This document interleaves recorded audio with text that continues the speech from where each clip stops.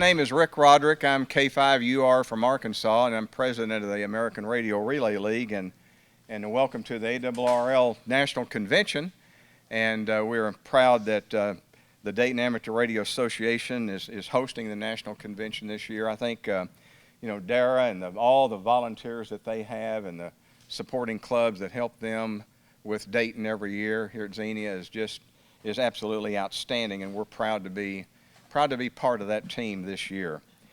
ARRL, if you've not been in Building 2, has got 20 booths set up in our exhibition area. It's really a nice area, and everybody's got blue shirts on, and the membership desk has got the field day green shirts on, and they stand out really well, don't they? And so I'd invite you to go see our exhibition area. We've got just about every department represented from headquarters here at the exhibition area. We've got areas, the Collegiate Amateur Radio Program, Development Area, Foundation, the Laboratory, Radio Sport, DXCC. They're all out there, and our ARRL volunteers, which are very, very important in the field organization. And that's your league. So I would suggest that you go by there, see what's going on, talk to the people, and spend some time in our exhibition area. I do want to thank all of you who are league members. We appreciate you very much. And for those who aren't, I hope you'll see some things today that will encourage you to join the ARRL. We're all in this together, and the league is behind everybody here, and we need your support and help, particularly as we go forward in time. We also have a large number of our board of directors members this weekend here. In fact, I told Scott, I said, who's running the booths? Because I see most of the board members, here in attendance, which is good, but we've still got a few back there. I think we've got 12 of our 15 directors. So your director's likely to be in the audience, so if you have an issue, if you want to talk about things, find your director and bend their ear. We're willing to listen. But we also have a large group of our vice directors who are board members as well. They're also in attendance. So you've got the board of directors well represented this weekend. In the past few years, when I've stood before this group and had a few words, y'all all have heard me talk about my concerns about the future of amateur radio. And you'll recall that each year I put a challenge before the group of certain things that I think we ought to work on as individuals. I remember last year I said something like, anybody done anything positive for amateur radio, which is one of the questions I like to ask people, and a bunch of people started raising their hand, and we got several people stood up and told stories, what I call success stories about things that they're doing back at their club and in their community. And so I think that it's important that we continue to focus on that. What have you done for amateur radio lately? There's a lot of challenges out there, as you know, that we face going into the future, with our wonderful hobby, and we've got to keep it going. So for those of you who took up that challenge I gave you last year, a big thank you. And for those of you who didn't, then you got another year to work on it, okay? But we need your help. We do need your help.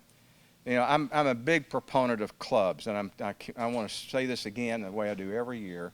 I think everybody here needs to be a member of a club. I think everybody here needs to be in a leadership role in a club. And I think particularly now it's critical that we have mentoring programs in clubs.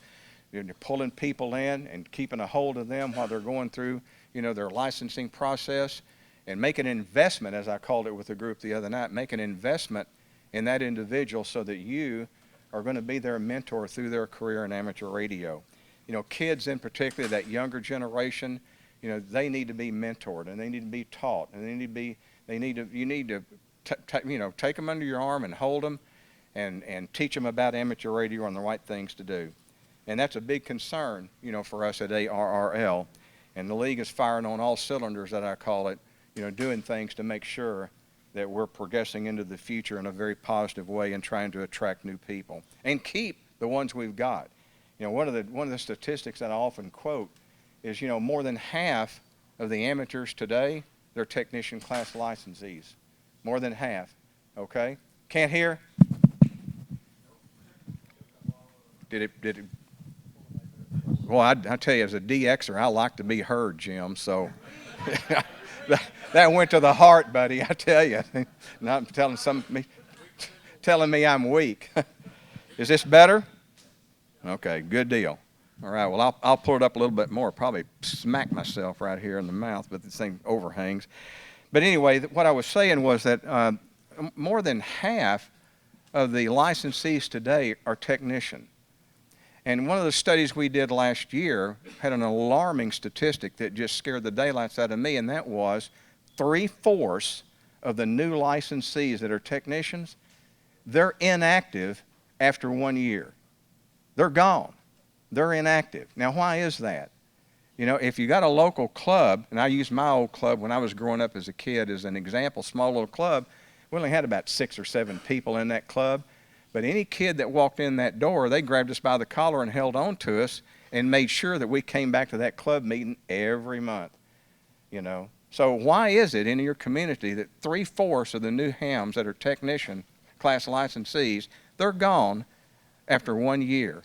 That's an embarrassing statistic. So that's a big challenge. I want everybody in here to take that back home and into your club and ask your leaders of your club, can we not do something about this? And it starts with a good mentoring program, and the league can help you do that. I believe every person in here can think of something that amateur radio has given to you in life. I know it has for me.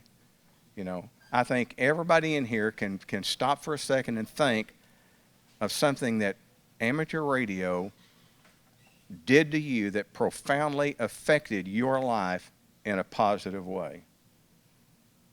I bet some of y'all are thinking of that right now, identifying with something. So part of me wants to say, then, isn't it time for you to think about giving something back to this wonderful hobby that did so much for you? It goes back to my original question. What have you done for amateur radio in the last year? Did you do anything, or did you sit on your rear and do nothing for the greatest hobby, the greatest avocation in the world, as I call it? So I want you to go back to your club and take a leadership role.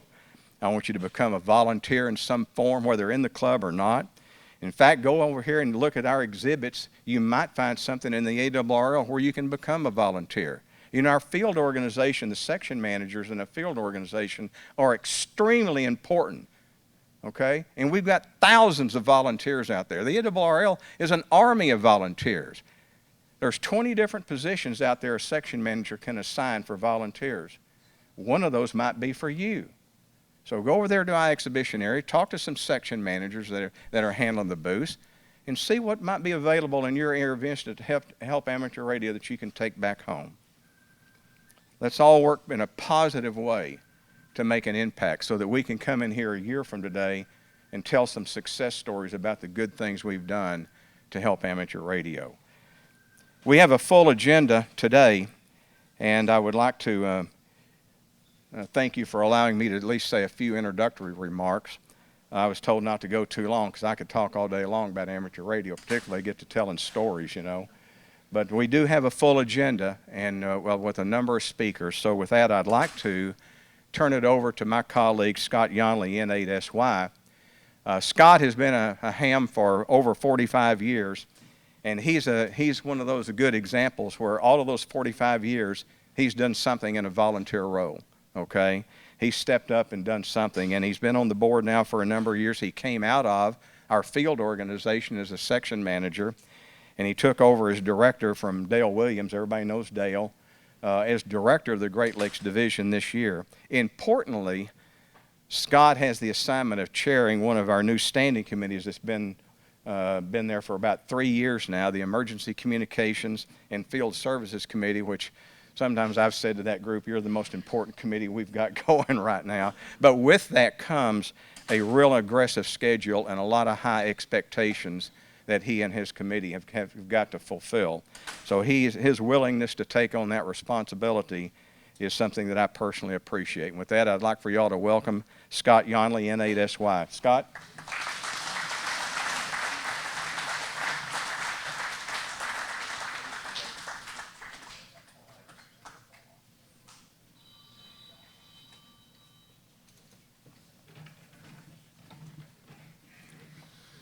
Okay, good morning, everybody.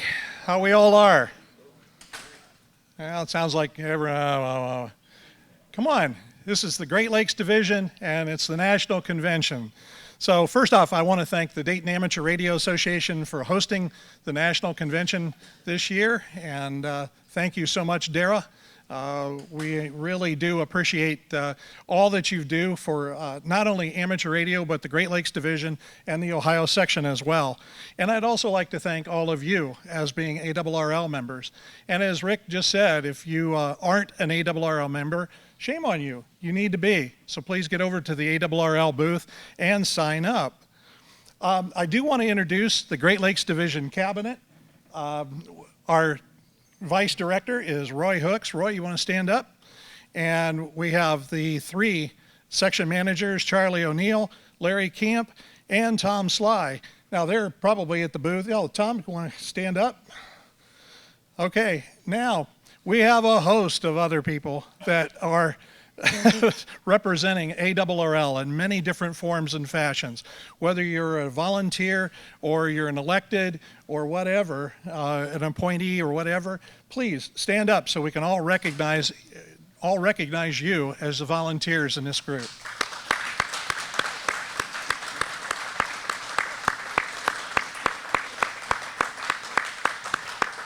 All right, thank you, thank you. Now, one of the big things that ARRL does is we do an awful lot of work in the youth organization. And today we have some special people. And as I call their name, please come up forward and stand in front up here. Andre Antonov, I hope I've pronounced your name right. I apologize. K8TUN, are you in here? Thank you. Michaela Bedlik, K04NXG, if you would stand up and come forward and be recognized. Ian Bigler, KC3TDE, are you in-house? Okay, Christopher Brault, Chris, are you here? Okay, well, they'll be coming, I'm sure. Adam Goodman. All right. Alex Kinch.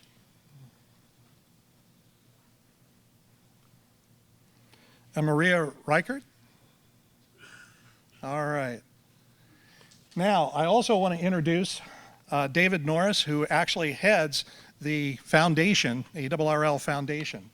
So, David, do you want to take off with your things? Okay.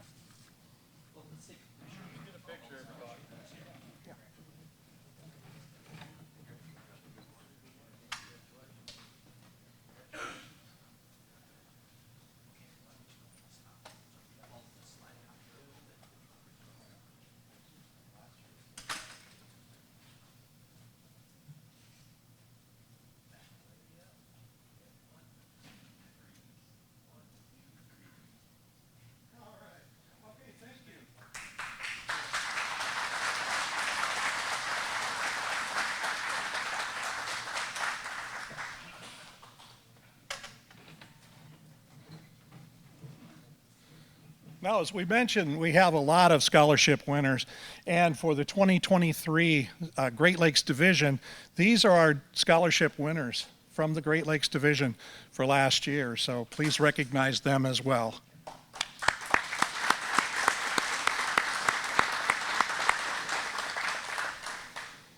Okay, in the Great Lakes Division, we're celebrating 77 years of representing you from 1947 to 2024. Where does the Great Lakes Division membership rank among the 15 divisions? Right here in the middle of 6th. So I wanted you guys to know that. Next, I do want to introduce, and I'm not sure why we got out of sync, but we did. I want to introduce Steve Goodgame to talk about recognizing our youth as well as doing the scholarships and the youth rally that's underway. How's that? Can we hear me? All right, it's great to be here, everybody. One more time, if you are volunteering or in the collegiate booth and the youth booth, if you would stand up, all of our collegiate members. Everybody.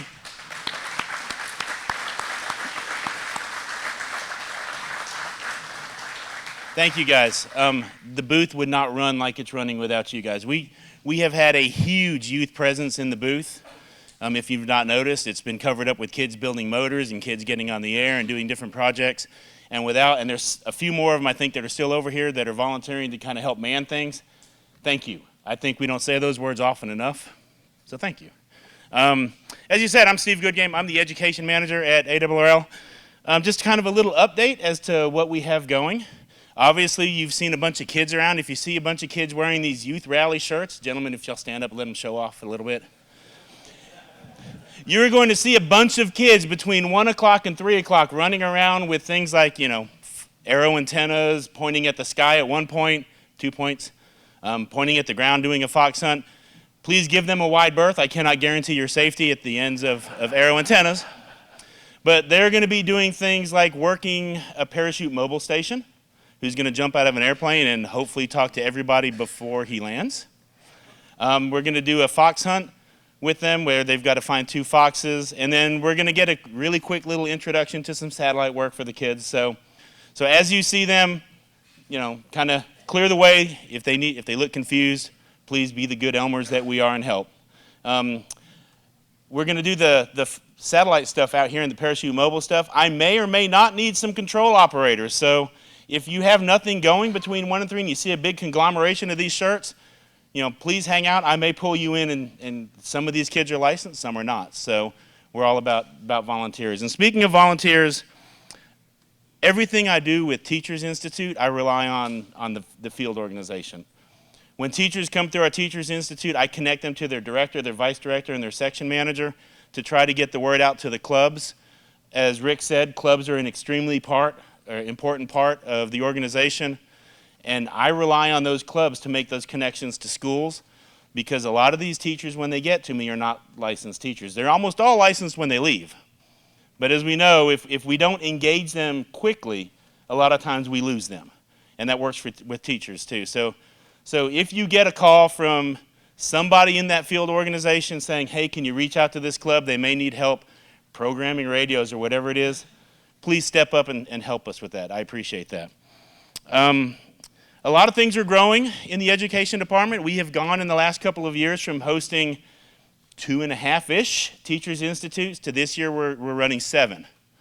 I could probably run 10 or 12 if I had the means to do so. So it's an expensive program to run. For the first time that I know of in history, we're actually going to turn teachers away because we're at capacity. So that's a good problem to have. I'd like to fix that problem though and have more sessions. So, and that's not anything on me. That's because of you that are sharing the word on what amateur radio can do for STEM curriculums. So I appreciate that. We're also building out a full STEM curriculum to help schools more easily integrate radio and wireless technology into their science, technology, engineering, and math programs. And that's another area where I may tap on you as volunteers to help lead the way. A lot of teachers are new to ham radio. They know the education part. They're not so fluent with some of the radio part.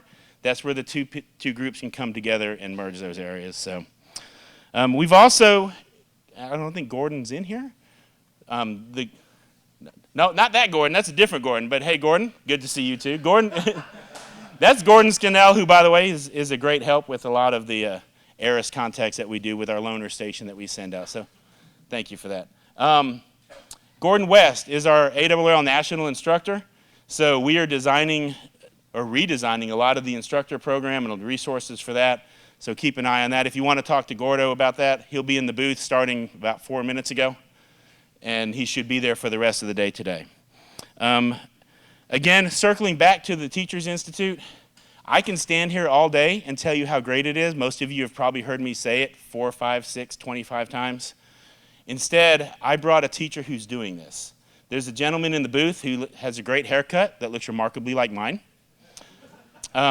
His name is Everton Henriquez. He is a high school teacher on Staten Island, New York, and he went through Teachers Institute last year. He's coming back for part 2 this year, but in the last year, he has licensed, what's that number, Ed, right about 100-ish? Right about 100 kids. So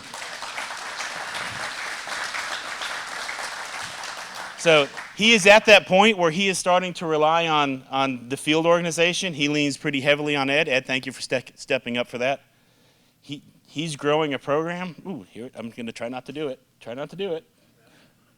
He is growing a program that we should all strive to do. He is one of our model schools that we're trying to build, and he's doing it well. He's not only licensing kids, but he's engaging them, and these kids are active.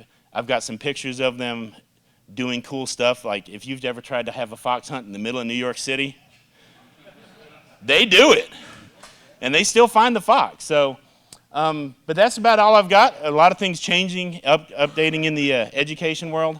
I will be at the booth off and on for the rest of the thing. I won't be there from 1 to 4. You'll have to catch me running after the kids.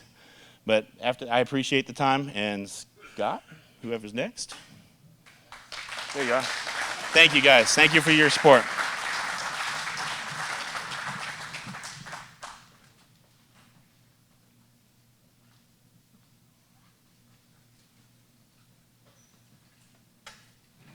All right.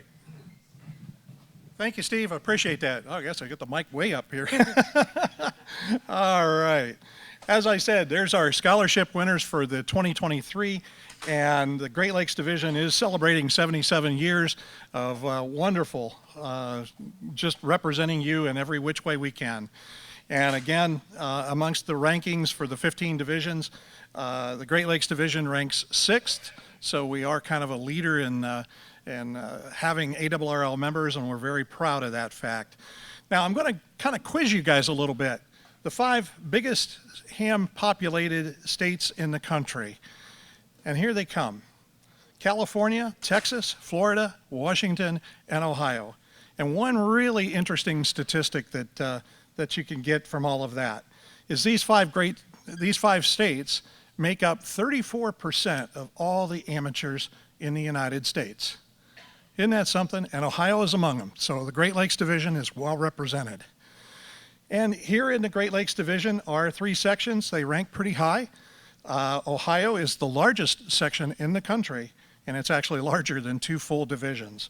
Michigan comes in 7th, and it's larger than 1 division. And Kentucky comes in 36th out of 71. So it's about halfway down the list, but it's still a good ways. We appreciate that. And we appreciate all of the folks who are ARRL members. Now, with affiliated clubs, we're going to switch up just a little bit. And we have roughly 2,800 affiliated clubs in the United States right now. And of that, 265 of them are right here in the Great Lakes Division. There's 124 active special service clubs within the United States, and 27 of them reside right here in the Great Lakes Division. One of those is the All Things Amateur Radio Association. Now, this club is a fairly new club, but it was born sort of like a phoenix. It came out of an old club that kind of disintegrated and just wasn't real active and had a lot of problems and issues, and out of it got a rebirth, and they took off with this club, and they have not stopped since. I can't tell you just how much they've done. They have gone from nothing to golly gee, I don't know how many members they've got now, but it's quite a few. And they applied for a grant several years ago, and when that grant came through, they built a very special trailer. This is not a normal comm trailer like you would think. This is actually a learning trailer. And this trailer goes all over the schools and everything else. It has static displays. It has all kinds of touchy-feely displays for the kids to learn by. So, and it serves also as their comm trailer too. So it serves multiple functions. But from this phoenix that I call of a club that just a few years ago had nothing, they have really come a long ways in teaching and in helping advance the amateur radio world. So we really appreciate that. And with that, I am going to grant them a special recognition award today. Would the officers please come forward?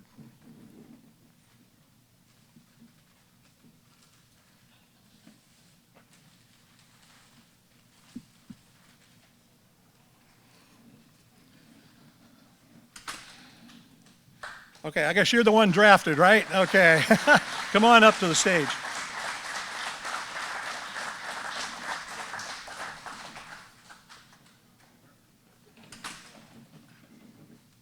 watch the steps, they're kind of tricky. So thank you so much for all that you folks have done for the ARRL, for the Great Lakes Division, for the Ohio section.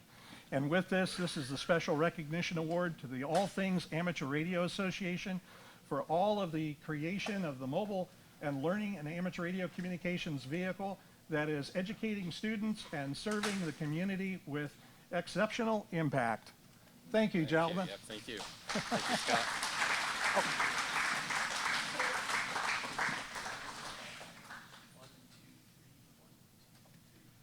All right. Now I've asked them to go ahead and say a few words if they would. Sure. Thank you, Scott.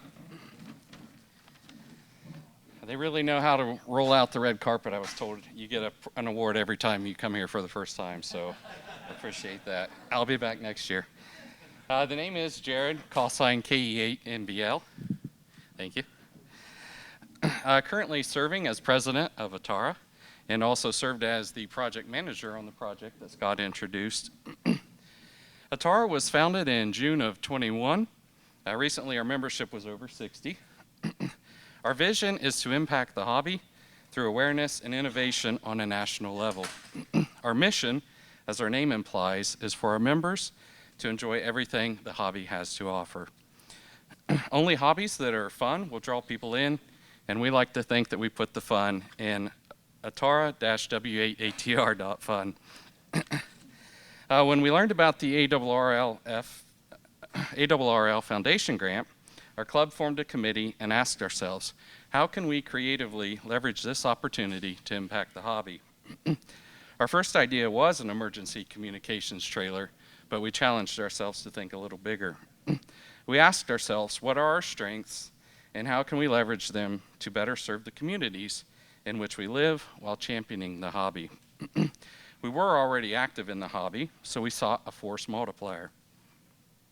Before the trailer, we would set up a canopy, hang up canvas displays promoting amateur radio, and teach the public about various radio services. We borrowed practice keyers for the youth to learn about Morse code at the events we supported. We recognized that we were already active in the communities and could build upon that foundation. So we thought to ourselves, what if we took the idea of the hands-on interaction of 2 Morse code keyers and amplified it? After many discussions, we conceptualized a mobile hands-on STEM trailer. Setting up and tearing down at events is labor-intensive. We wanted to pull the trailer up to an event, open the doors, and welcome the public in. Of course, it would be full of hands-on activities.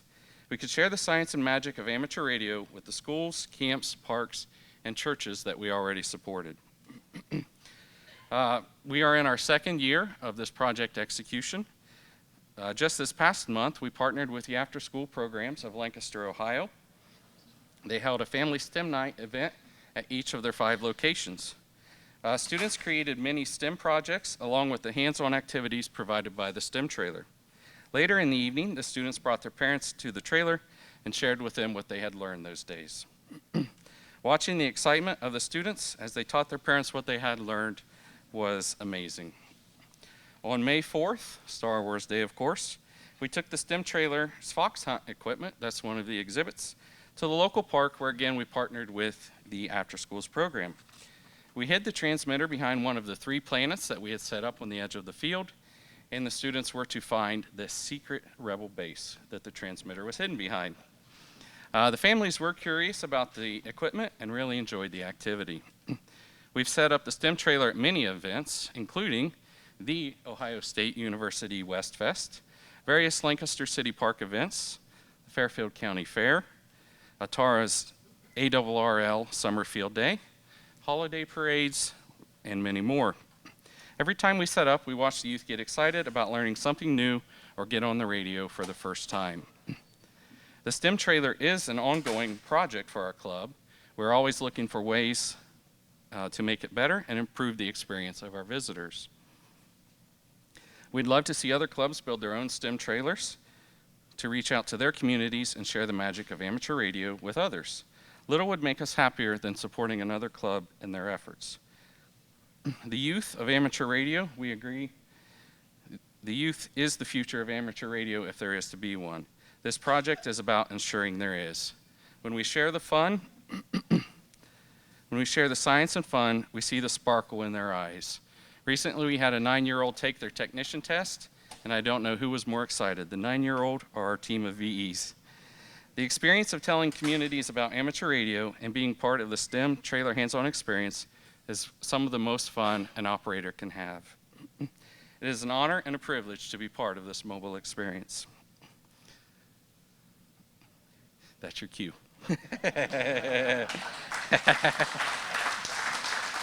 Atara will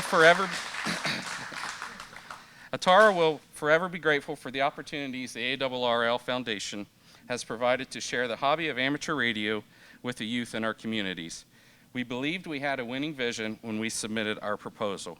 We are grateful the ARRL Foundation shared our vision and agreed to support our project.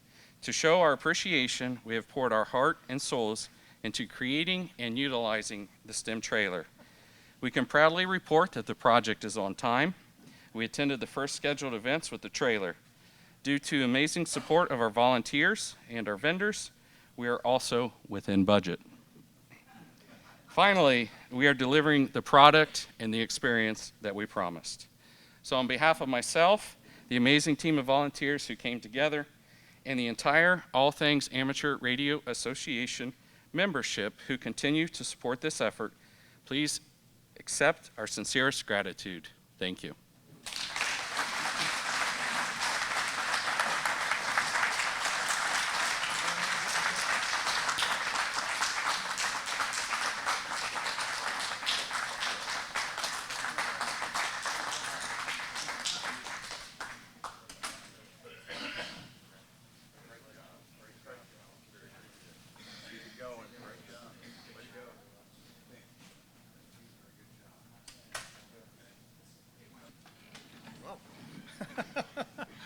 Okay, next up is Bob Famiglio. He's one of the board of directors, and he's going to talk about HOA and all of the activities going on and not maybe going on with that particular bill at this moment.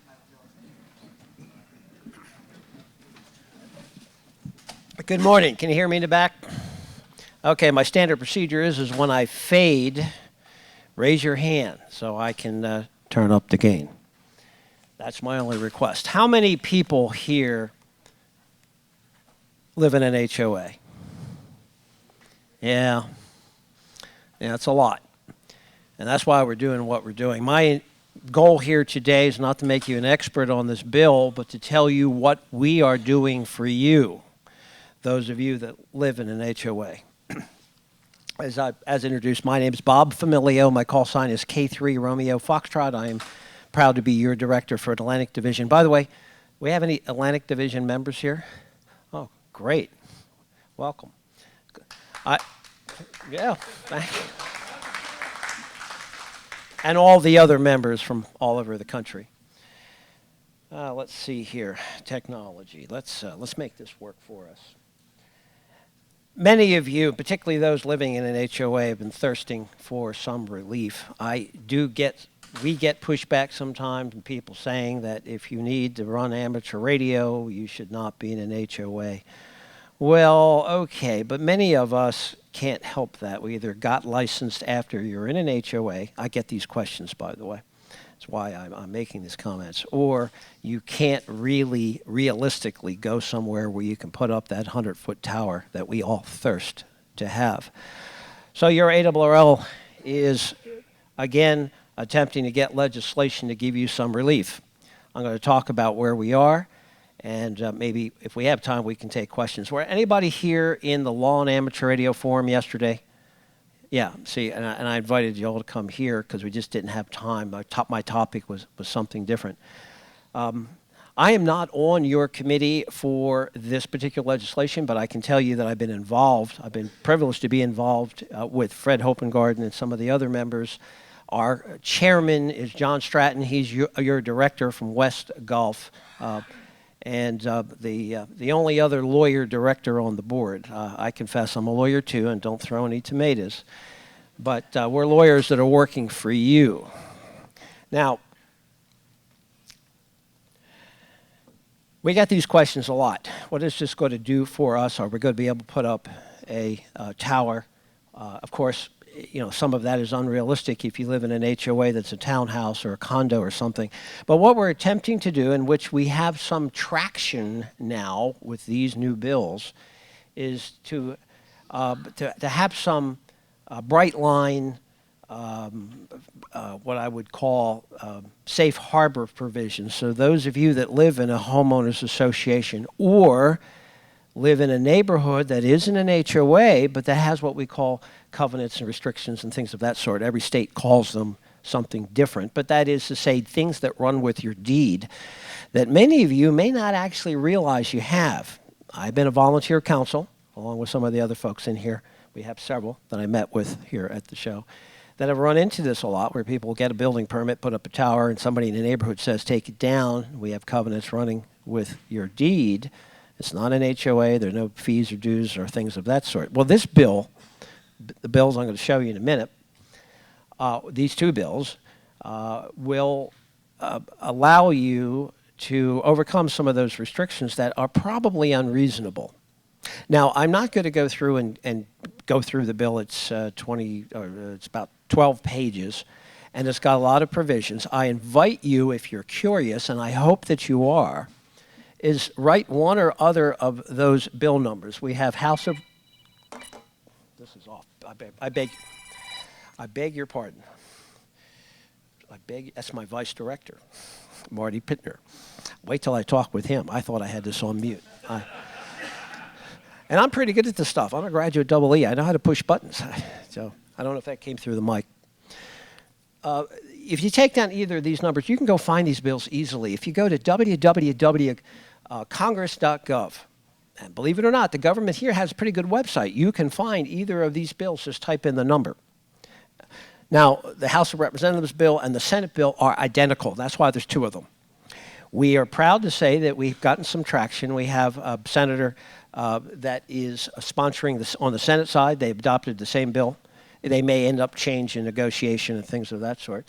And then the House Bill 4006, which came first, they're both identical for now. That may change the way legislation works if there are different things in different committees and so forth, and then they try to reconcile them. But we've got some traction.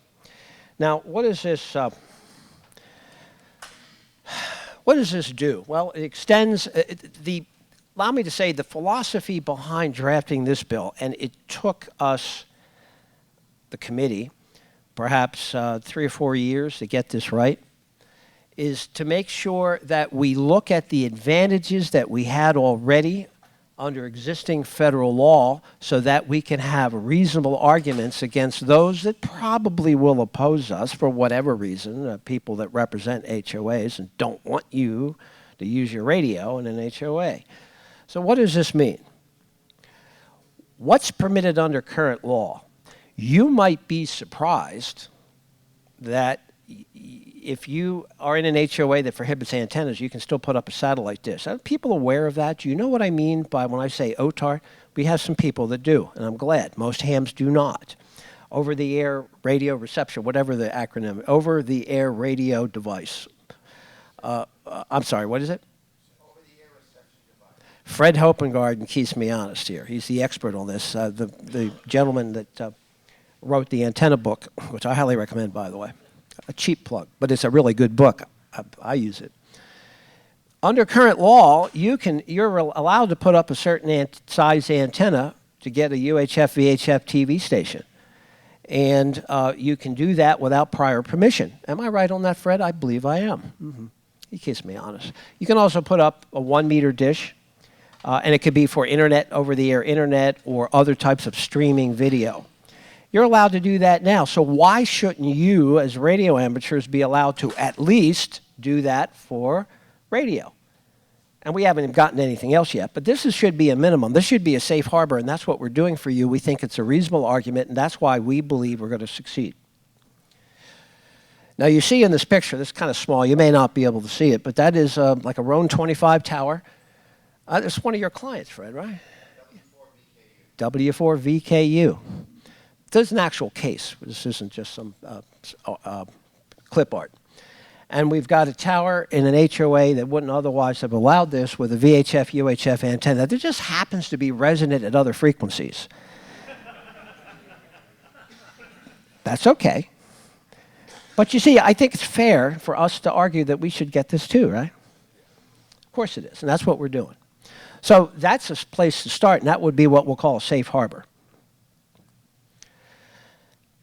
This looks like a DirecTV dish, doesn't it? It's not. It's on a ham band. You can tell by the feed point.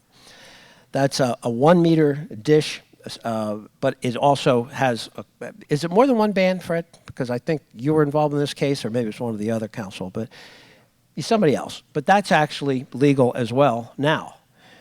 Can you tell that difference from a satellite dish? No. So you should be able to do that without further. Makes sense. Now, it gets better, and here's where you HF guys will like this. Under current law, you can have, under federal law, you can have a freestanding flagpole, notwithstanding HOA restrictions. How many are aware of that? Any of you? Oh, good. Good. We got a lot of flag people here, too. I'm glad to see it. Well, if you've got something that looks like that, why are you bothering anybody? You're going to put up a flagpole anyway, right?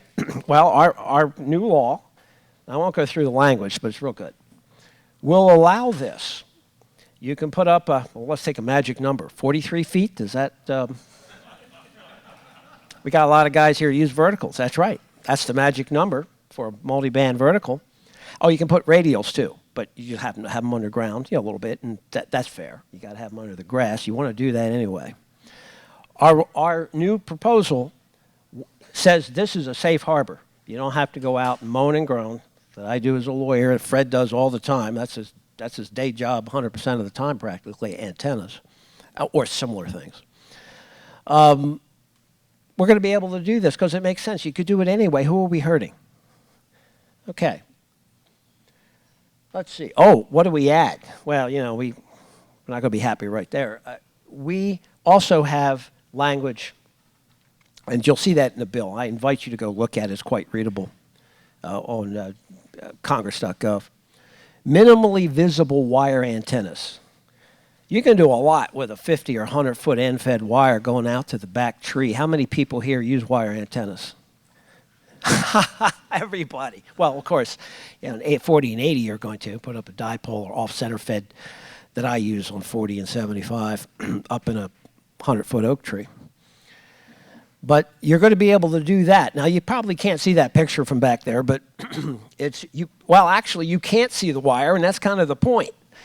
You'll be able to do that, and even if you have, a townhouse with an HOA, there are some issues with regard to what property you own or that you have control over. Doesn't have to be exclusive. People walk across your backyard, but you have some control over it.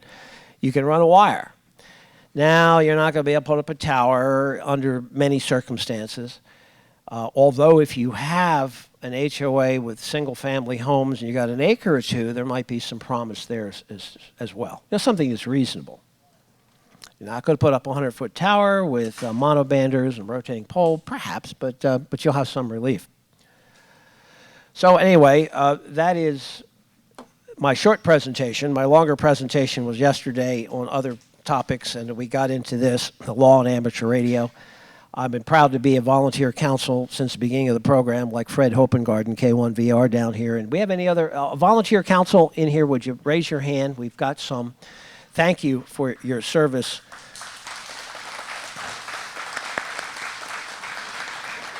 The Volunteer Council Program, I'll give it a plug.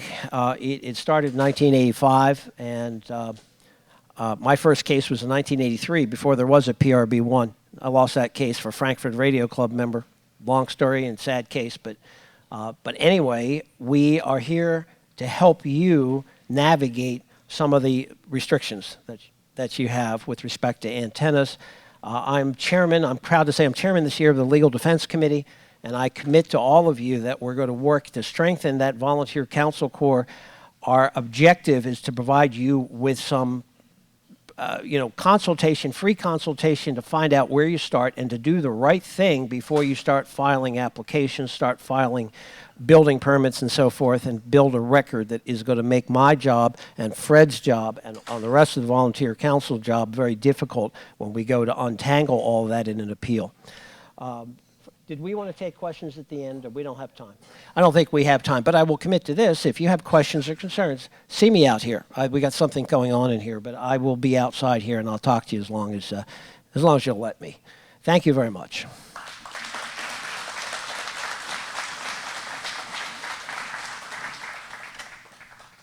Hello and greetings from the Pacific Northwest. I'm was for 5 years. My name is Mike Ritz, W7 Victor Oscar. And what we're going to talk about just real quickly is one thing that I'm very passionate about, something that some of you may have heard about yesterday, which I'm very proud to have been involved with in my last couple of years on the board, is the ARRL Clean Signal Initiative. How many people have heard of this initiative? That is fantastic. So I want to thank you guys for at least knowing what it is. Very proud. As I mentioned, I'm just going to have kind of a little bit of announcement to make at the end. So what are the goals of this program? Well, it's to look at the specifications for transmitter outputs, signal cleanliness. This started off as a program where I was in a contest and had with a guy the horrible key clicks had to deal with and trying to tune around the key clicks, and we got to be a way to fix this. And we ended up trying to get signals that look like this that are on the air to signals that look like this on the air, right? I mean, it's to improve things for all of amateur radio. Look at the CW waveform in the CW contest. Get them from signals that look like this to signals that look like this, right? Narrow the bandwidth, get more signals on the air. Look at how much noise transmitters put out that's just from the synthesizers. You know, the old Collins radios and stuff are nice and quiet. The new radios with their multiple phase lock loop circuits generate a lot of noise. And that noise is not a big problem when the station's across the country, but if it's within a field day, for example, where you got 5 or 6 transmitters, some of them are in band to a CW station, phone station and digital station all in the same band, composite noise is a big problem. And there's a way to establish to eliminate that problem. And when we put this program together, we tried to make sure that there was, basically 3 defined stakeholders. One of them is the ARRL driving the program. My goal here is to make the ARRL a technical standards organization, setting the standards for amateur radio. After all, we are the national organization of amateur radio. The other major stakeholder is, of course, the manufacturers themselves. And one of the big things we thought about was, will they embrace this technology, where we're saying, okay, you guys, here's what you have to do. We actually brought them in as partners with this. And today, a new manufacturer who's returning came to me and said, we're getting back in the business. What can I do to be a part of this program? I hauled them over to the ARRL lab booth, and they're busy discussing what the parameters are and how they can be a part of CSI. And of course, the third stakeholder here is amateur radio as a whole, which are the beneficiaries, are all of us, right? This is not just for ARRL members, but this is something that the ARRL is doing for the good of all of amateur radio. So where are we now with the program? Well, we're in the process. We've got all the parameters defined. Those that were here yesterday know what those are. And we had Rob Sherwood, and we've got some outside subject matter experts that are involved in this. We're to the point where we're putting pen to paper using the IEEE standard format that will not only have what the requirement metrics are, but how they're defined and how the manufacturers are to test for it so that everybody is doing it the same way and on the same page. That's very important. We're also, as I mentioned, working directly with the manufacturers for defining the certification and level process. They're going to be able to use this as a marketing tool. If you're a new guy out there looking for an amateur radio to buy, you can buy one that's ARRL CSI certified that shows that it meets these signal cleanliness standards. And they can use that as a marketing tool. And believe it or not, the manufacturers are seeing it as, guess what? A good marketing tool. So the support of manufacturers is not only very important, and I'm very happy to report that it's being very successful. If you have any questions, that's the end of my program. I have probably the shortest program in here today, but if you have, I'll be at the ARRL compound over in the Tesla building. And for you guys that know about the CSI, thank you very much for your support. And this is, I think, one of the best things that the ARRL is doing because it's good for all of amateur radio, not just for the ARRL. Thank you.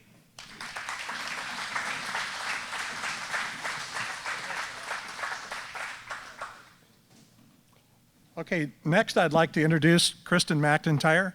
She's our first vice president for the ARRL. Kristen?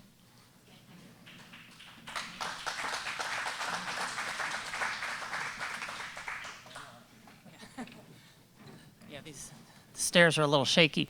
Hi, everyone. I'm Kristen McIntyre, K6WX. I'm the new first vice president. I have a couple of notes here because I forget things very easily. But I wanted to introduce myself to you and say how enthusiastic I am about what's been going on here at Hamvention and how much things coming in from the bottom that I've seen that I really love to see.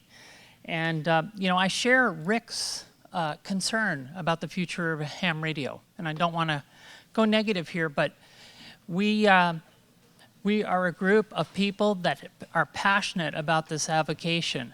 And we all are fully engaged. Those of us that come out to Hamfest like this, those of us that volunteer and become part of ARRL. But it's from the bottom that I'm most worried, because I want to see young people get involved in this wonderful hobby. And there's a kind of a disconnect. We have some people that are super passionate. You've seen them here today. The youth rally participants, they're really passionate about what they're, about as they come into the hobby. But sometimes they drop out. And I'd really like to know why. And one of my pet projects, Mike talked about it being kind of passion projects here and there for us that are the vice presidents, is I would love to understand that better. I'd love to do a longitudinal survey to understand why after a couple of years some people are not involved in ham radio and why the other peoples are still involved in ham radio and what is driving that. So I would like to see something like that as we go forward, because if we don't understand how we're succeeding and how we're failing, we won't know how to convert the failures into success. So that's something really important. Another thing that is important to me about the future of ham radio is software. And I think often we kind of leave it by the wayside. I know we all love HF or VHF, DXing, contesting, all that stuff. But in this world, we live in a world of software. There's this great irony that everybody pretty much carries around one of these devices, and there's something like 6 or 7 radios in here. There's RF flying around the room, but young people kind of don't realize that. And they see this as kind of as a black box. But there's all sorts of stuff in here that we can use to motivate them to understand the science of radio, and the art follows from that. But first, the science, to see why this works, how it works. Put together little projects, Raspberry Pis. You heard some people Node-RED. There was a great talk about that. LoRa. Anybody heard of LoRa? So LoRa is a spread spectrum, medium range radio. You can buy one for $25. And then you can send sort of packet short messages around and at different bandwidths depending upon the conditions. Sound familiar? We do stuff like that on HF.